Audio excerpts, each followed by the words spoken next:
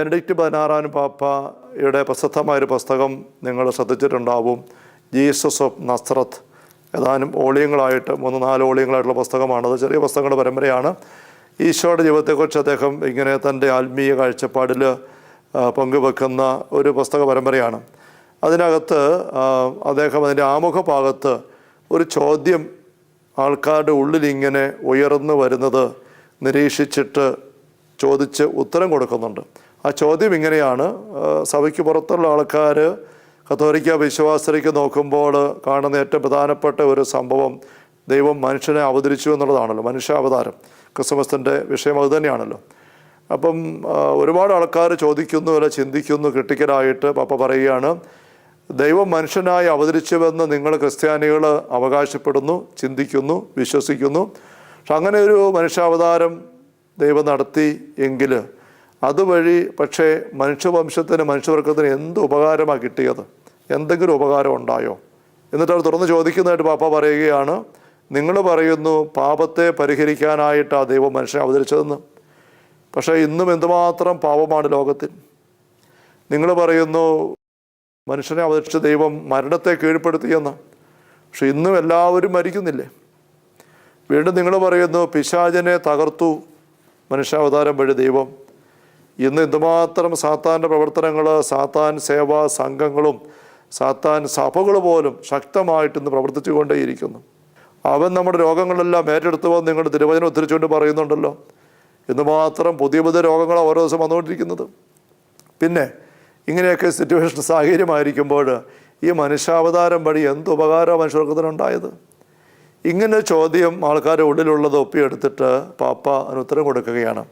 പാപ്പ പറയുകയാണ് അവിടെ മനോഹരമായ ഉത്തരം: മനുഷ്യാവതാരം വഴി ദൈവം മനുഷ്യവർഗത്തിന് നൽകിയ ഏറ്റവും വലിയ സമ്മാനം എന്ന് പറയുന്നത് ദൈവം കൂടെയുള്ളവരായി ജീവിക്കുവാനുള്ള അവസരമാണ്. ദൈവം കൂടെയുള്ളവരായി ജീവിക്കാനുള്ള അവസരമാണ്. ഭൂമി ജീവിക്കുന്ന ഒരു വ്യക്തിയുടെ ഏറ്റവും അസഹനീയമായ അനുഭവം എന്താണ് എന്ന് ചോദിച്ചാൽ എനിക്കാരുമില്ല എന്നുള്ള ഒരു ഏകാന്തതാ ബോധമാണ് എന്ന് അനേക മനഃശാസ്ത്രജ്ഞരും അല്ലാത്തവരൊക്കെ പങ്കുവെക്ക് കാണാൻ പറ്റും. എനിക്കാരുമില്ല. മരണത്തിൻ്റെ വക്കിലെത്തിയിരിക്കുന്ന വ്യക്തികൾ പോലും ആശ്വാസത്തോടെ മരണത്തിലേക്ക് കടന്നു പോകാൻ പലപ്പോഴും ഇടവരുന്നത് അവിടെ പ്രിയപ്പെട്ട ചുറ്റും നിൽക്കുന്നത് കൊണ്ടാണ്. മരണാസൻ്റെ പലപ്പോഴും ആവശ്യപ്പെടുന്ന നിങ്ങൾ ശ്രദ്ധിച്ചിട്ടുണ്ടാവും, എന്നെ ഇട്ടിട്ട് പോകരുത്, ഇവിടെ നിൽക്കണം, എൻ്റെ കയ്യെ പിടിച്ചേ, മുറുക്കെ പിടിച്ചേ. അങ്ങനെ പറയുന്ന അനുഭവങ്ങൾ പലപ്പോഴും ഞാൻ ശ്രദ്ധിച്ചിട്ടുണ്ട്. പ്രായമായ വ്യക്തികൾ മരണത്തിൻ്റെ മണിക്കൂറുകളൊക്കെ വരുമ്പോഴേക്കും എല്ലാവരും വിളിക്കും, നിങ്ങളുണ്ടെന്ന് പറഞ്ഞാൽ ഇങ്ങോട്ട് വരാൻ പറയും, കാണണം, അടുത്തായിരിക്കണം, കയ്യെ പിടിക്കണം. അങ്ങനെ അവിടെ സാന്നിധ്യം വലിയൊരു ശക്തിയാണ്. സാന്നിധ്യം. മാരകമായ രോഗത്തിലായിരിക്കുന്ന വ്യക്തികൾ ഒത്തിരി സഹനമായിട്ട് പോകുമ്പോഴും സ്നേഹമുള്ള വ്യക്തികൾ പരിചരിച്ചുകൊണ്ട് ഒപ്പമുണ്ടെങ്കിൽ എന്തൊരാശ്വാസമാണ്.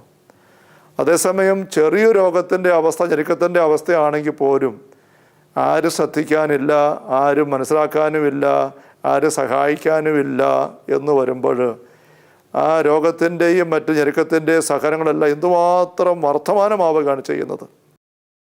ലോകത്തിൽ ഒരുപാട് ആൾക്കൂട്ടത്തിന് നടുവിൽ തനിയായി പോകുന്ന അവസ്ഥയെക്കുറിച്ച് പല സാഹിത്യകാരന്മാർ എഴുതാറില്ലേ? ആൾക്കൂട്ടത്തിൽ തനിയെ. വീട്ടിൽ പല വ്യക്തികളുണ്ട്, പക്ഷേ ഒറ്റയ്ക്കൊറ്റയ്ക്ക് ഓരോ പൊത്തിൽ മുറിയിൽ കൂടി ആയിരിക്കുന്നു. ആരുമില്ല, എനിക്കാരുമില്ല, എന്നെ ആർക്കും വേണ്ട. ഇതാണ് ഏറ്റവും ഭീകരമായ അനുഭവം. അതൊരു ബന്ധമില്ലായ്മയുടെ അനുഭവമാണ്. നരകത്തിൻ്റെ ആഴപ്പെട്ട അനുഭവം എന്താണെന്ന് പങ്കുവെക്കുമ്പോൾ നമ്മുടെ ബെനഡിക്റ്റ് 16 പാപ്പ ക്രിസ്തുധർമ്മ പ്രവേശിക അല്ലെങ്കിൽ ഇൻട്രൊഡക്ഷൻ ടു ക്രിസ്ത്യാനിറ്റി എന്ന പുസ്തകത്തിൽ പറയുന്നുണ്ട്, നരകത്തിൻ്റെ ഏറ്റവും ഭീകരമായ അവസ്ഥ ഓരോരുത്തരും ഒറ്റയ്ക്കാന്നുള്ളതാണ്. ആർക്കും ആരുമില്ലാത്ത അവസ്ഥ, ഒരു ബന്ധവും ഇല്ല. സ്വർഗത്തിൻ്റെ അവസ്ഥ എന്താണ്? ബന്ധത്തിൻ്റെ പരമകാഷ്ഠയാണ്. സ്വർഗം തന്നെ 3 വ്യക്തികൾ ഒരു ദൈവമായിട്ടായിരിക്കുന്നതാണ്, പിതാവ് പുത്രനും പരിശുദ്ധാത്മാവും. പക്ഷെ ഒന്നാണ്. അവരെന്തുമാത്രം ഒരുമിച്ചാണ് ആയിരിക്കുന്നത്. ഈശോ പറഞ്ഞില്ലേ, പിതാവ് എന്നിലാണ്, ഞാൻ പിതാവിലാണ്, പരിശുദ്ധാത്മാവ് ഞങ്ങളിലാണ്. ആ ദിവസം നിങ്ങളറിയും, നിങ്ങൾ എന്നിലും ഞാൻ നിങ്ങളിലും ഞാൻ പിതാവിലുമാണെന്ന്. യോഹന്നാൻ 14:21. പിതാവെ, നമ്മെപ്പോലെ അവരൊന്നായിരിക്കാൻ വേണ്ടി, നാം പൂർണ്ണമായിട്ട് ഒന്നായിരിക്കുന്നത് അവർ തമ്മിൽ പൂർണ്ണമായിട്ട് ഒന്നാകാൻ വേണ്ടി ഞാൻ പ്രാർത്ഥിക്കുന്നു. അങ്ങനെ ഒരുമിച്ചായിരിക്കുക, ഒന്നായിരിക്കുക, പിതാവിൻ്റെ കൂടെ വസിക്കുക, പിതാവ് നമ്മിൽ വന്ന് വസിക്കുക. ത്രിത്വക ദൈവം നമ്മൾ യോഹന്നാൻ 14:23 വായിക്കുന്നു, എന്നെ സ്നേഹിക്കുന്നവൻ എൻ്റെ വചനം പാലിക്കും, ഞാൻ അവനെ സ്നേഹിക്കും, പിതാവിനെ സ്നേഹിക്കും, ഞങ്ങൾ അവൻ്റെ അവളുടെ അടുത്ത് വന്ന വ്യക്തിയിൽ വാസം ഉറപ്പിക്കും. We will make him or her our home. വീടാക്കും. ഒന്ന് കൂടെ താമസിക്കുകയാണ്, നമ്മുടെ ഉള്ളിൽ താമസിക്കുകയാണ്. ഇപ്പോൾ ശരീരം താമസിക്കുന്ന ആലയമാണ്. ഇതെല്ലാമാണ് ദൈവത്തോട് ചേർന്ന് പോകുമ്പോഴുള്ള അനുഭവം, സ്വർഗീയ അനുഭവം. അതാണ്. അതിൻ്റെ നേരെ മറുവശമാണ് പാപത്തിൽ നരക വഴിയെ പോകുമ്പോൾ ആരുമില്ല. സാധാരണ ഉണ്ടല്ലോ, പിശാചുക്കൾ അവിടെ ഇല്ലേ, നരകത്തിലെ മറ്റു വ്യക്തികൾ അവിടെ ഇല്ലേ, മറ്റു ആത്മാക്കൾ, നശിച്ച ആത്മാക്കൾ അവിടെ ഇല്ലേ, എല്ലാം അവിടെ ഉണ്ട്. പക്ഷെ പരസ്പരം പൂർണ്ണമായ വെറുപ്പാണ്, അകൽച്ചയാണ്. അകൽച്ചയുടെ പര്യായം തന്നെയാണ് സാത്താൻ. പിശാചുക്കൾ അകൽച്ചയുടെ പര്യായമാണ്. സാത്താൻ്റെ ഇടപെടൽ എവിടെയുണ്ടോ അവിടുത്തെ ഒന്നാമത്തെ ഒരു അടയാളം അകൽച്ച അനുഭവപ്പെടുന്നുള്ളതാണ്. നരകത്തിൻ്റെ അടിസ്ഥാന അനുഭവമായിട്ട് ബെനഡിക്ട് പാപ്പ പറയുന്നത് അവിടെ ഒറ്റയ്ക്കാണ്, ആർക്കോട് ബന്ധമില്ല, എല്ലാവരും ഉണ്ടെങ്കിൽ എല്ലാം വെറുപ്പാണ്. അങ്ങനത്തെ ഒരു അവസ്ഥയാണ്. മനുഷ്യൻ്റെ ഏറ്റവും ഭീകരമായ അനുഭവം എന്ന് പറയുന്നത് എനിക്കാരുമില്ല, എന്നെ ആർക്കും വേണ്ട, എന്നെ ആരും കരുതുന്നില്ല എന്നുള്ളതാണ്. ചിലപ്പോൾ കാൽമുഖത്യ കുറിപ്പുകളിൽ നെള്ളിക്കുന്ന ദൈന്യതയും നിരാശയും ഈ രീതി തന്നെയാണ്. ഞാൻ പോവുകയാണ്, ഞാൻ തീർക്കുകയാണ്, എന്നെ ആർക്കും ഇഷ്ടമില്ല, എന്നെ എല്ലാവരും വെറുക്കുകയാണ്, ഇനി ആർക്കും എന്നെ സ്നേഹിക്കാൻ പറ്റുകയില്ല, അതുകൊണ്ട് ഞാൻ പോവുകയാണ്. അല്ല, എൻ്റെ ഏറ്റവും ഇഷ്ടപ്പെട്ടവർ തീർന്നു, അവിടെ ഇനി ഞാൻ ജീവിച്ചിട്ട് കാര്യമില്ല, എനിക്കാരുമില്ല. ഈ ഒരു ശൂന്യതയാണ്. ഇവിടെയാണ് സ്നേഹമുള്ള സഹോദരങ്ങളെ മറുവശം തമ്പുരാൻ നമുക്ക് തരുന്നത്. ഇമ്മാനുവേൽ, ദൈവം നമ്മോട് കൂടെ, ദൈവം നമ്മോട് കൂടെ. നിങ്ങളെന്നെ അനാഥരായിട്ട് വിടുകയില്ല. ഈശോ പറഞ്ഞിട്ട് അന്ത്യത്താഴ വേളയിൽ, ഞാനിപ്പം കുരിശ് മരണം വഴി കടന്നു പോവുകയാണ്, പക്ഷെ നിങ്ങൾ അനാഥരായിട്ട് വിടുകയില്ല. എപ്പോഴും നിങ്ങളുടെ കൂടെ വസിക്കാൻ ഒരു സഹായകനെ തരും, പരിശുദ്ധാത്മാവ്. അവ നിങ്ങളുടെ കൂടെ ഉണ്ടായിരിക്കും, നിങ്ങൾ തന്നെ ആയിരിക്കും. നോക്കിക്കേ, നിരന്തരം കൂടെ ഒരാൾ, സഹായകൻ. ആ സഹായകൻ കൂടെയല്ല, നമ്മുടെ ഉള്ളിൽ തന്നെ ആയിരിക്കും. അത് മാത്രമല്ല, ഞാൻ നിങ്ങളുടെ അടുത്തേക്ക് വരും. ഈശോ പറഞ്ഞില്ലേ, ഞാൻ നിങ്ങളുടെ അടുത്തേക്ക് വരും, നിങ്ങൾ അനാഥരായിട്ട് വിടുകയല്ല. പിതാവ് വരും, നിങ്ങൾ വസിക്കും. ലോകാവസാനം വരെ എന്നാളും ഞാൻ നിങ്ങളുടെ കൂടെ ഉണ്ടായിരിക്കും. എത്ര മനോഹരമാണ്. നമ്മളൊരിക്കലും അനാഥരായിട്ട് ജീവിക്കാനുള്ളവരല്ല, ഏത് അനുഭവത്തിൻ്റെ നടുവിലും. ഇത് മുഴുവനും ഉൾക്കൊള്ളുന്ന പേരാണ് ഇമ്മാനുവേൽ, ദൈവം നമ്മോട് കൂടെ. പരിശുദ്ധ കന്യകാമറിയത്തെ ഗബ്രിയേൽ മാലാഖ സംബോധന ചെയ്യുമ്പോൾ മംഗളവാർത്ത അനുഭവത്തിൽ മറിയത്തെപ്പറ്റി ഗബ്രിയേൽ പറയുന്നൊരു മനോഹരമായ കാര്യം, കർത്താവ് നിന്നോട് കൂടെ, കർത്താവ് നിന്നോട് കൂടെയുണ്ട്. ദൈവത്തിൻ്റെ സാന്നിധ്യമുള്ളവളാണ് നീ. നമുക്ക് ഈ ഭൂമിയിലെ ജീവിതത്തിൽ കൊതിക്കേണ്ട, നിർബന്ധമായിട്ട് സ്വന്തമാക്കിയിരിക്കേണ്ട അനുഭവം ദൈവം കൂടെയുള്ളവരായി ജീവിക്കുക എന്നുള്ളതാണ്. വിശുദ്ധ കുർബാനയെപ്പറ്റി പഠിപ്പിക്കുമ്പോൾ ഈശോ പറയല്ലേ, ഈ അപ്പം ഭക്ഷിക്കുന്നവൻ എന്നിലും ഞാൻ അവനിലും വസിക്കും. ഞാൻ അവനിൽ വസിക്കും, അവൻ എന്നിൽ വസിക്കും. പൈശാചികമായ സകലവിധ ഉപദ്രവങ്ങളിൽ നിന്നുള്ള സംരക്ഷണം നമുക്ക് കിട്ടുന്നത് നമ്മുടെ സത്യസ്വരൂപനിൽ വസിക്കുന്നതുകൊണ്ട്, സത്യസ്വരൂപൻ നമ്മൾ വസിക്കുന്നതുകൊണ്ടാണ് എന്ന് 1 യോഹന്നാൻ 5:17, 18, 19 വാക്യം വായിക്കുമ്പോൾ കാണാം. ഈ ലോകം മുഴുവൻ ദുഷ്ടന ശക്തി പറയത്തില്ല, പക്ഷെ നമ്മൾ സത്യസ്വരൂപനിലാണ്. അതുകൊണ്ട് അവിടെ നമ്മെ സംരക്ഷിക്കുന്നു. ദുഷ്ടൻ നമ്മളെ തൊടുകയില്ല. അപ്പം ദുഷ്ടൻ തൊടുകയില്ലാത്ത അവസ്ഥ നമുക്കുണ്ടാകുന്നത് സത്യസ്വരൂപൻ നമ്മൾ വസിക്കുമ്പോഴാണ്, നമ്മൾ സത്യസ്വരൂപന് വസിക്കുമ്പോഴാണ്. പരിശുദ്ധ കന്യകാമറിയത്തെ പിശാചുക്കളൊക്കെ ഒന്നും ചെയ്യാൻ പറ്റാത്തതിൻ്റെ പ്രധാനപ്പെട്ട അടിസ്ഥാന അനുഭവം, കർത്താവ് അവളുടെ കൂടെയുണ്ട്, ദൈവം കൂടെയുണ്ട്.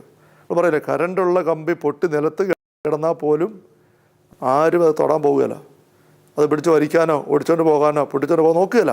കരണ്ടുള്ള കമ്പിയാണ്, തൊടുകയില്ല. ദൈവസാന്നിധ്യമുള്ള, നമ്മൾ നിയമാവർത്തനം 28 വായിക്കുന്നുണ്ട്, എൻ്റെ നാമം നീ വഹിക്കുന്ന കാണുമ്പോൾ സകല ജനതകൾ നിന്നെ ഭയപ്പെടും.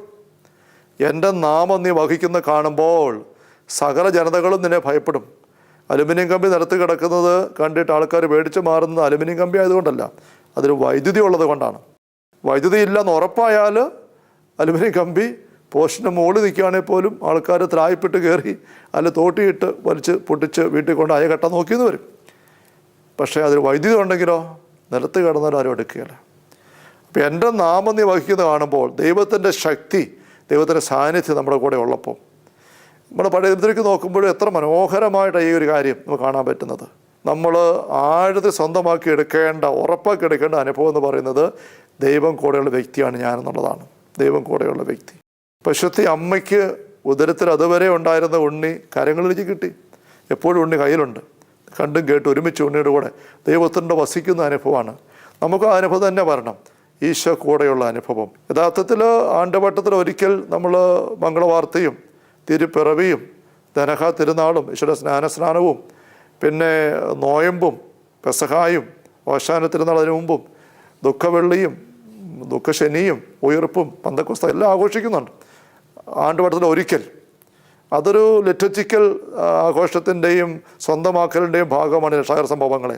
പക്ഷെ അതിനപ്പുറത്ത് നമ്മൾ ദിവസവും വിശുദ്ധ കുർബാന അർപ്പിക്കുമ്പം ഓരോ കുർബാനയും നമുക്ക് ക്രിസ്മസ് ഉണ്ട്. ഈശോയുടെ ജനനമില്ലേ, അത്യുന്നതങ്ങൾ ദൈവത്തിന് സ്തുതി പാടിക്കൊണ്ട് നമ്മൾ ആരംഭിക്കുന്നില്ലേ. ഓരോ കുർബാനയും ക്രിസ്മസ് ഉണ്ട്. ഓരോ കുർബാനയിലും ഈശ്വര പീഡാസഹനമുണ്ട്, കുരിശുമരണം, നമ്മൾ അപ്പവും വീഞ്ഞും, പെസഹ ആചരണം, മുറിക്കപ്പെടുന്ന ശരീരം, ചിതപ്പെടുന്ന രക്തം, പന്തക്കുസ്ത, റുഹാഷണ പ്രാർത്ഥന, ഈശ്വര പ്രത്യക്ഷീകരണം, അപ്പം ഉയർത്തുന്നു, എല്ലാം അവിടെയുണ്ട്. അപ്പം ഇത് അനുദിനം നമുക്ക് വേണ്ട അനുഭവമാണ്. ആണ്ടുപടത്തിൽ ഒരിക്കൽ നമ്മൾ ആഘോഷിക്കുന്നത് ആഴപ്പെട്ട് ആഘോഷിക്കാൻ ലിറ്റർജിക്കലായിട്ടുള്ളൊരു ക്രമീകരണത്തിൻ്റെ ഭാഗമാണ്.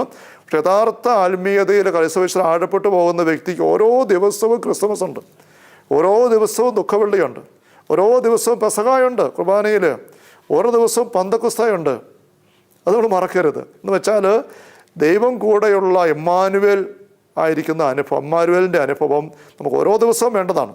ഞാൻ പറഞ്ഞു വന്നപ്പോൾ ക്രിസ്മസിനോട് കൂടെ നമുക്ക് സ്വന്തമാക്കി എടുക്കണം എന്ന് പറയുമ്പം ക്രിസ്മസിന് മാത്രം അതിന് അർത്ഥമില്ല എന്ന് സൂചിപ്പിക്കാനായിട്ട് പെട്ടെന്ന് സൂചിപ്പിച്ചത്.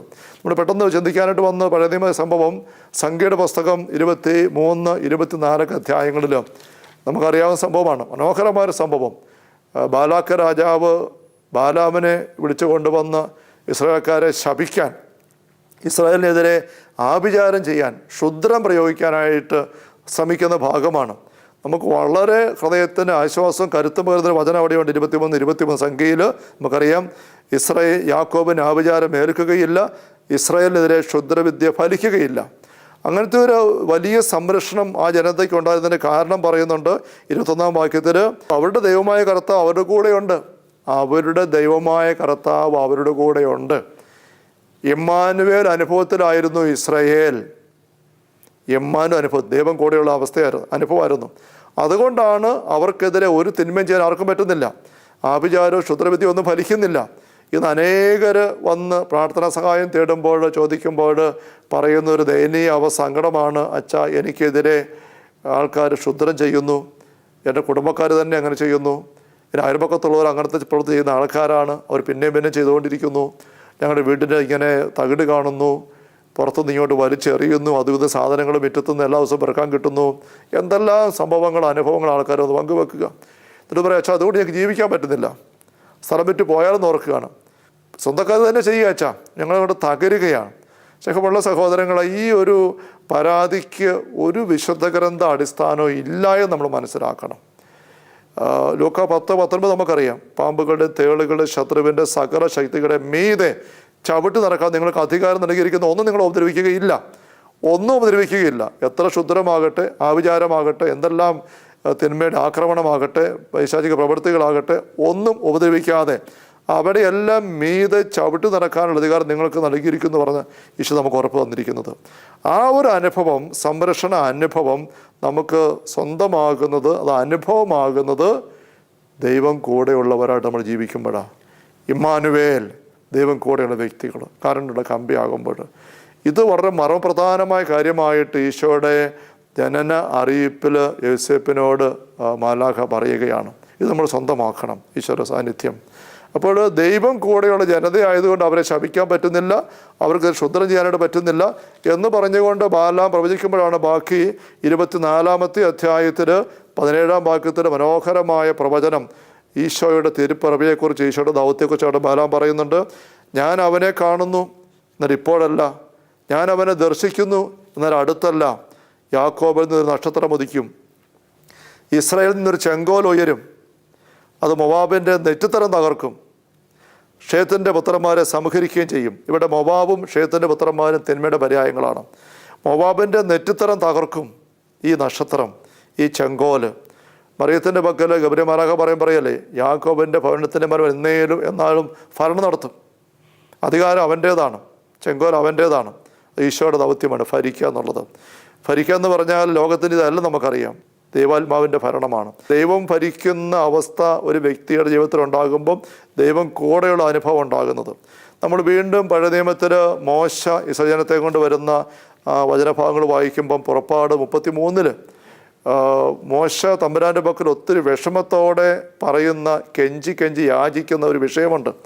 അത് ഇസ്രായേൽക്കാരിങ്ങനെ കാളക്കുട്ടിയെ ഉണ്ടാക്കി പാപം ചെയ്ത് ദൈവത്തെ നിന്ദിച്ച് ഉപേക്ഷിച്ച് പോയി കഴിഞ്ഞപ്പം തമ്പുരാൻ അവിടെ നൊമ്പരത്തോടെ പറയുകയാണ്, ഞാൻ നിങ്ങളുടെ കൂടെ വരുന്നില്ല. പുറപ്പാട് 33 വാക്യം, ഞാൻ നിങ്ങളുടെ കൂടെ വരുന്നില്ല, വന്നാൽ നിങ്ങളുടെ ദുശാഠ്യ നിമിത്തം വഴിയിൽ വെച്ച് ഞാൻ നശിപ്പിച്ച് കളയും. അവിടെ ഞാൻ വരുന്നില്ല. മോശയോട് പറയാണ്, നീ പൊക്കോ, പക്ഷെ നിങ്ങൾക്ക് മുമ്പേ എൻ്റെ ദൂതനെ അയച്ചേക്കാം, ഞാൻ വരുന്നില്ല. ഇത് പറഞ്ഞ് മോശയോട് ദൈവം ഇങ്ങനെ സങ്കടത്തോടെ പറയുമ്പോൾ മോശ തമ്പുരാൻ്റെ പക്കൽ കെഞ്ചി യാചിക്കുകയാണ്. കർത്താവിൻ്റെ പക്കൽ പറഞ്ഞുകൊണ്ട്, അങ്ങ് വരുന്നില്ല എങ്കിൽ ഞാൻ ജനത്തെ കൊണ്ട് പോവുകയില്ല. 33 അധ്യായത്തിൽ 14 മുതലുള്ള തിരുവചനങ്ങൾ, 13 തിരുവചനം മോശ ദൈവത്തോട് ഇങ്ങനെ പറയുകയാണ്, അങ്ങനെ സംപ്രീതനാണെങ്കിൽ അങ്ങയുടെ വഴികൾ എനിക്ക് കാണിച്ചു തരിക, അങ്ങനെ ഞാൻ അങ്ങയുടെ അറിയുകയും പ്രീതിപ്പെടുത്തുകയും ചെയ്യട്ടെ. ഈ ജനത അങ്ങയുടെ സ്വന്തം ജനമാണെന്ന് ഓർമ്മിച്ചാലും കർത്താവ് പറഞ്ഞു, ഞാൻ തന്നെ നിന്നോട്ടോട്ട് വരികയും നിനക്ക് ആശ്വാസം തരികയും ചെയ്യും. മോശ ഇങ്ങനെ കെഞ്ചി ന്യായം പറഞ്ഞ് ആവശ്യപ്പെട്ടപ്പോൾ തമ്പുരാൻ പറഞ്ഞു, ശരി, ഞാൻ തന്നെ വരാം, സംരക്ഷിക്കാം. മോശ പറഞ്ഞു, അങ്ങ് ഞങ്ങളുടെ കൂടെ വരികയില്ലെങ്കിൽ ഞങ്ങളെ ഇവിടെ നിന്ന് പറഞ്ഞയക്കരുത്. അങ്ങേക്കിന് വരാൻ ഇഷ്ടമില്ല, അങ്ങ് വരുന്നില്ലെങ്കിൽ ഞങ്ങളെ ഇവിടുന്ന് വിടുകയേ വേണ്ട, ഞങ്ങൾ ഇവിടെ തന്നെ കഴിഞ്ഞോളാം, ഞങ്ങൾക്ക് എങ്ങോട്ടും പോകണ്ട, അങ്ങില്ലാതെ ഞങ്ങൾക്ക് പുറത്തേക്ക് ഇറങ്ങാൻ പറ്റത്തില്ല. അങ്ങ് പോരുന്നില്ലെങ്കിൽ അങ്ങ് എന്നിലും അങ്ങയുടെ ജനത്തിലും സംപ്രീതനാണെന്ന് എങ്ങനെ വെളിപ്പെടും? അങ്ങ് ഞങ്ങളോടൊത്ത് യാത്ര ചെയ്യുമെങ്കിൽ ഞാനും അങ്ങയുടെ ജനവും ഭൂമുഖത്തുള്ള എല്ലാ ജനതകളിൽ നിന്ന് വ്യത്യസ്തരായിരിക്കും. ഭൂമുഖത്തുള്ള സകല ജനതകൾ ഞങ്ങൾ വ്യത്യസ്തരാകും. എങ്ങനെ? ഒറ്റ കാര്യം, അങ്ങ് കൂടെ ഉണ്ടെങ്കിൽ. ബാലാം പിന്നീട് മൊവാബ് സമുദ്രത്തിൽ ബാലാക്ക് രാജാവ് ആവശ്യപ്പെട്ട് ശപിക്കാനായിട്ട് വരുമ്പം ഈ ജനതയെപ്പറ്റി തിരിച്ചറിഞ്ഞ കാര്യം അതുതന്നെയാണ്, ദൈവം കൂടെയുള്ള ജനതയാണ്, മറ്റു ജനങ്ങളെ പോലെയല്ല, ദൈവം കൂടെയുള്ള ജനതയാണ്. അപ്പം എല്ലാ ജനതകളിൽ നിന്ന് വ്യത്യസ്തരായിരിക്കും. കർത്താവ് മോശയോട് പറഞ്ഞു, നീ ആവശ്യപ്പെട്ട ഈ കാര്യം ഞാൻ ചെയ്തു തരും, എന്നാൽ നീ എൻ്റെ പ്രീതി നേടിയിരിക്കുന്നു, നിന്നെ എനിക്ക് നന്നായി അറിയാം. അപ്പം ഇത് ചെയ്തു തരാമെന്ന് ദൈവം പറയുകയാണ്. ദൈവത്തിൻ്റെ ഹൃദയം നിറഞ്ഞു നിൽക്കുന്ന ആഗ്രഹം ജനത്തിൻ്റെ കൂടെ ആയിരിക്കാനാണ്. നിങ്ങൾ എൻ്റെ ജനമായിരിക്കും, ഞാൻ നിങ്ങളുടെ ദൈവമായിരിക്കും. അതാണ് സീനായി ഉടമ്പടി. ഈ കൽപ്പന നിങ്ങൾ പാലിക്കണം, അപ്പോൾ നിങ്ങൾ എൻ്റെ ജനമായിരിക്കും, ഞാൻ നിങ്ങളുടെ ദൈവമായിരിക്കും, ഞാൻ നിങ്ങളെ സംരക്ഷിക്കും, ഞാൻ നിങ്ങളുടെ കൂടെ എപ്പോഴും ഉണ്ടായിരിക്കും. നമ്മൾ കാണുകയുണ്ട്, പഴയ നിയമത്തിൽ ഈ പറഞ്ഞ കാര്യം തന്നെയാണ് യഥാർത്ഥ പുതിയ നിയമത്തിൽ ഈശോ വന്ന് വീണ്ടും വീണ്ടും വീണ്ടും വീണ്ടും പറയുന്നത്. ഈശോയുടെ പേര് തന്നെ എമ്മാനുവേൽ, ദൈവം നമ്മോട് കൂടെ, ഞാൻ നിങ്ങളുടെ വസിക്കാം. ഈശോ പിന്നെ പറയും, നമ്മൾ കണ്ടു, ഞാൻ നിങ്ങൾ അനാഥരായിട്ട് വിടുകയല്ല, നിങ്ങളുടെ കൂടെ വസിക്കും. കുർബാനയെപ്പറ്റി പറയുമ്പോഴും ഞാൻ നിങ്ങളെല്ലാം ആയിരിക്കാൻ വേണ്ടിയിട്ട്. ഇത് ഈശോ നമ്മുടെ എല്ലാം ഒരു മോഡലായിട്ട് ഈ ഭൂമി ജീവിക്കുമ്പോൾ ഈശോ നിരന്തരം അനുഭവിച്ചിരുന്ന കാര്യം ഇതുതന്നെയാണ്, പിതാവ് കൂടെയുള്ള അനുഭവം. യോഹന്നാൻ്റെ സുവിശേഷത്തിൽ നമ്മൾ ആവർത്തിച്ച് കാണുന്നുണ്ട് ഈശോ ഈ ഒരു കാര്യം പങ്കുവെക്കുന്നത്. അവിടുന്ന് പറയുകയാണ്, പിതാവ് എന്നെ തനിയെ വിട്ടിരിക്കുകയല്ല, അവിടുന്ന് എൻ്റെ കൂടെ എപ്പോഴും ഉണ്ട്. യോഹന്നാൻ സുവിശേഷം 8 അധ്യായത്തിൽ 29 വാക്യം, അല്ല 28 അവസാനം 20 വാക്യം, എന്നെ അയച്ചവൻ എന്നോട് കൂടെയുണ്ട്, അവിടുന്ന് എന്നെ തനിയെ വിട്ടിരിക്കുകയല്ല, കാരണം ഞാൻ എപ്പോഴും അവിടത്തേക്ക് ഇഷ്ടമുള്ള പ്രവർത്തിക്കുന്നു. അതാണ് പ്രധാനപ്പെട്ട കാര്യം. നമ്മൾ നേരത്തെ പറഞ്ഞ ബാലാമിൻ്റെ ബാലാക്കിൻ്റെ സംഭവത്തിൻ്റെ സംഖ്യ 23, 24, 25 അധ്യായങ്ങളിൽ ദൈവത്തിന് മുമ്പിൽ പ്രീതിയില്ലാത്തത് ഒന്നും ചെയ്യാതെ ജനത ജീവിച്ചു. ദൈവം അവരുടെ കൂടെയുണ്ട്, കാരണം അവിടുന്ന് ഇസ്രായേലിൽ തിന്മ കണ്ടില്ല, അവരിൽ ദുഷ്ടത ദർശിച്ചില്ല എന്ന് എടുത്തു പറഞ്ഞിരിക്കുകയാണ്. അതുകൊണ്ട് ബാലാക്കിന് പിന്നെ ഉപദേശം കൊടുത്തിട്ട് പോയി. ദുരുപദേശം നമുക്കറിയാം, വെളിപാടൊക്കെ വായിക്കുന്നുണ്ട്. ഈ ഇസ്രായേൽക്കാരെ കൊണ്ട് പാപം ചെയ്യിക്കണം, പ്രമാണം ലംഘിപ്പിക്കണം. അതിൽ മാർഗവും ബാലാം പറഞ്ഞു കൊടുത്തിട്ട് വായിക്കുന്നുണ്ട്. നമുക്കറിയാം, ഈ മിദ്യാൻകാർ അല്ലെങ്കിൽ ഈ മൊബാബുകാര സ്ത്രീകളെ, വിജാതീയ സ്ത്രീകളെ ഈ ഇസ്രായേൽക്കാരുടെ പുരുഷന്മാരുടെ പക്കലേക്ക് ഇങ്ങനെ സൂത്രത്തിൽ പറഞ്ഞു വിട്ട് അവരെ വ്യഭിചാരത്തിൽ വീഴിച്ച് ആ ബന്ധത്തിലും അടുപ്പത്തിലും കുടുക്കി അവരെ വിളിച്ചു കൊണ്ടുപോയിട്ട് ഉത്സവങ്ങൾക്ക് കൊണ്ടുപോയി ദേവീദേവന്മാരുടെ പക്കൽ ആരാധിക്കാനും സേവിക്കാനുള്ള അവസരം കൊടുത്തു. അങ്ങനെ 1-ാം പ്രമാണം ലംഘിച്ചു, അതിനു മുമ്പ് 6-ാം പ്രമാണം അങ്ങനെ ലംഘിച്ചു. അതോടുകൂടെ അവരിൽ തിന്മ ദുഷ്ടതയും കയറി.